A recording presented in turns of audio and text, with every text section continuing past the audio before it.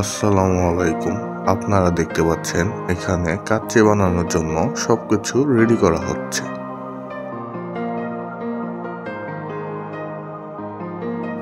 আমাদের কাচ্চির মাংসগুলো বড় বড় ছিল, এর জন্য আমরা বটি দিয়ে ছোট করে নিচ্ছি। এখন বাদামগুলোকে ব্লেন্ড করে নিচ্ছি। আপনারা অবশ্যই বাদামগুলোকে 5 মিনিট গরম পানিতে ভিজিয়ে রাখবেন, তাহলে কাঠবাদামের উপরের খোলসটা ছুলতে আপনাদের সুবিধা হবে। বাদাম ব্লেন্ড করা প্রায় শেষ, কিন্তু আমাদের বাদামটা ঘন হয়ে গিয়েছে, এর জন্য আমরা পানি দিয়ে দিচ্ছি। এখন আমরা মাংস ম্যারিনেট করব। প্রথমে মাংস, এরপর বাদামের পেস্ট,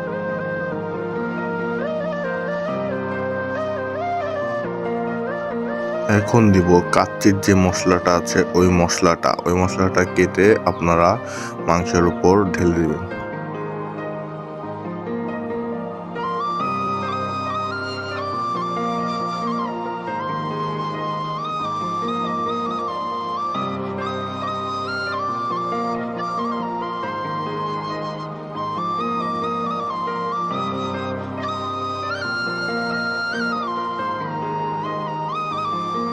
এখন দেওয়া হচ্ছে কাচ্চির মূল মশলাটা।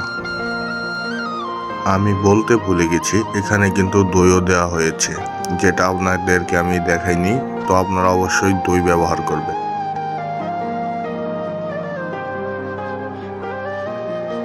এখানে লেগে থাকা বাদামের অবশিষ্ট অংশটুকু দিয়ে দেওয়া হচ্ছে।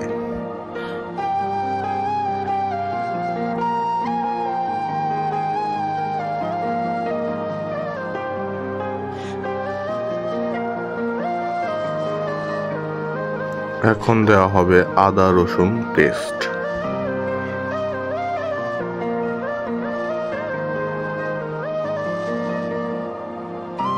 এখন দেওয়া হচ্ছে বেরেস্তা। এই বেরেস্তাগুলো আগেই করা ছিল, ফ্রিজে রেখে দেওয়া ছিল আগে করে, এখন বের করে দিয়ে দেওয়া হচ্ছে। আপনারা চাইলে নতুন করে বেরেস্তা বানিয়েও দিতে পারেন, বা আগে থেকে করে রেখে দিলে ওটাও দিতে পারেন, কোনো সমস্যা নেই। আমরা সময় বাঁচানোর জন্য এটা করেছি।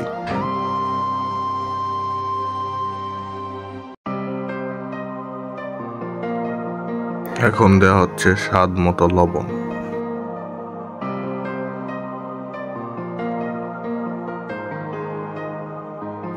এখন দেওয়া হচ্ছে মরিচের ফাঁকি বা মরিচ গুঁড়া।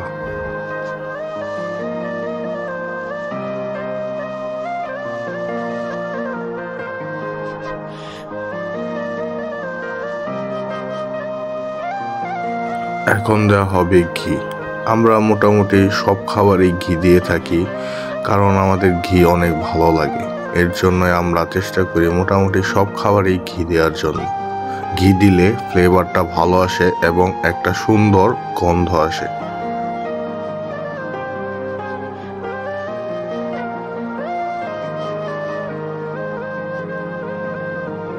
এখন আমরা সব কিছু দিয়ে মিক্স করে নিচ্ছি বা ম্যারিনেট করে নিচ্ছি।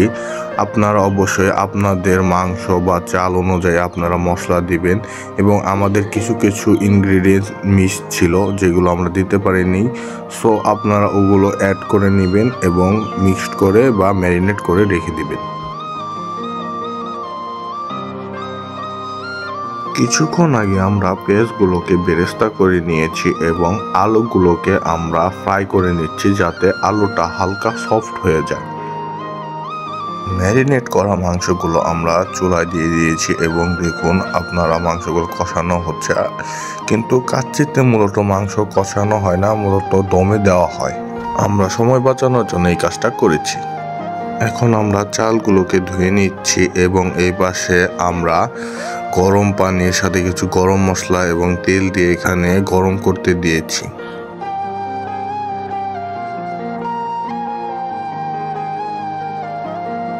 পানি গরম হয়ে গেলে আপনারা চালগুলো দিয়ে দিবেন এবং এই পানিতে আপনারা চালগুলোকে 90% বা 80% কুক করে নেবেন।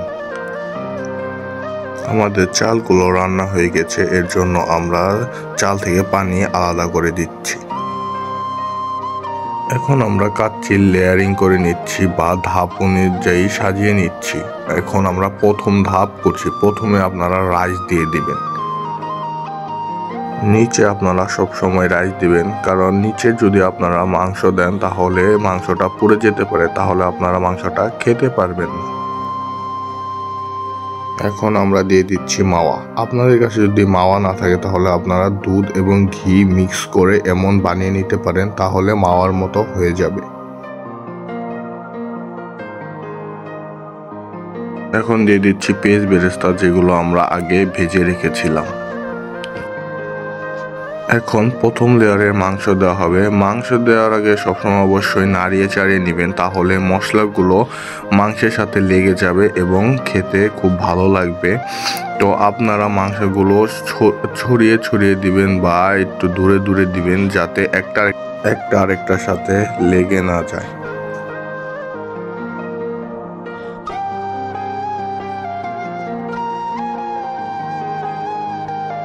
এখন দিয়ে দেওয়া হচ্ছে ঘি।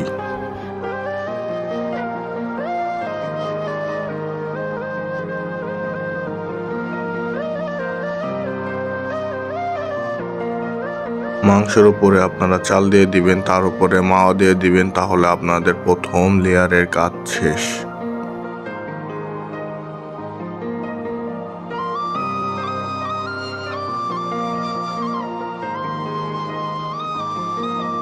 এখন হচ্ছে দ্বিতীয় লেয়ারের কাজ। প্রথমে দিয়ে দিবেন বেরেস্তা, তারপরে দিয়ে দিবেন কিছু কাঁচামরিচ, তারপরে দিয়ে দিবেন আলুগুলোকে একটু ভালোভাবে দিবেন যাতে দমে সিদ্ধ হয়ে যায়।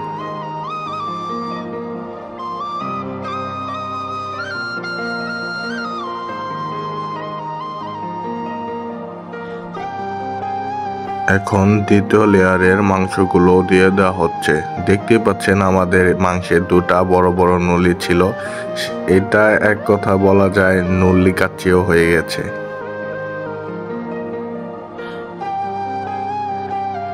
এখন দ্বিতীয় লেয়ারে রাইস দেওয়া হয়েছে এবং তার উপরে আমরা মাওয়া দিয়ে দিচ্ছি।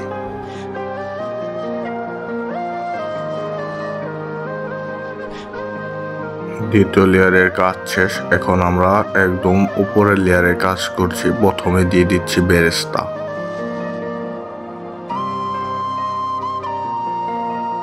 বেরেস্তা দেওয়া শেষ।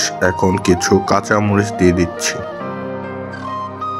কাঁচামরিচ দেওয়া শেষ হয়ে গেলে এখন আপনারা দিয়ে দিবেন দুধ। আমাদের বেঁচে যাওয়া কিছু দুধের সাথে ফুড কালার মিক্স করে আমরা হালকা হালকা দিয়ে দিচ্ছি। আমরা বেশি কালার দেব না, কারণ এই কাচ্চি বাচ্চারাও খাবে, এর জন্য বেশি ফুড কালার না দেওয়াই ভালো। আমরা হালকা কালার আসার জন্য একটু ফুড কালার দিয়ে দিয়েছি।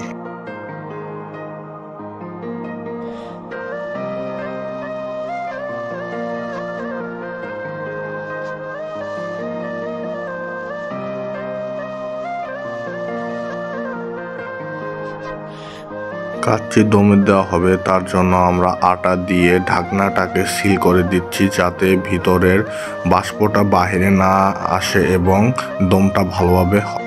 আমাদের কাচ্চি দমে দেওয়া শেষ। আপনারা কাচ্চি দমে দিয়ে 20 থেকে 15 মিনিট রেখে দিবেন। আমাদের কাচ্চি শেষ। এখন আমরা কাচ্চিগুলোকে মিক্স করে নিব, যাতে উপর নিচ সব জায়গায় মশলাগুলো সমানভাবে ছড়িয়ে যায় বা রাইসের সাথে লেগে যায়। মিক্স করার সময় অবশ্যই খেয়াল রাখবেন যাতে আস্তে আস্তে মিক্স করেন, যাতে আলু বা রাইস বা মাংস কোনোটাই ভেঙে না যায়। কাচ্চি রান্না করার ক্রেডিটটা আমার বড় আপুকে দিতে হয়, কারণ সে রান্না করেছে। আমাদের কাচ্চিতে হালকা লবণ কম ছিল। আমার ভিডিও দেখার জন্য ধন্যবাদ এবং আমার চ্যানেলটাকে সাবস্ক্রাইব করে দিবেন। Thank you, bye by.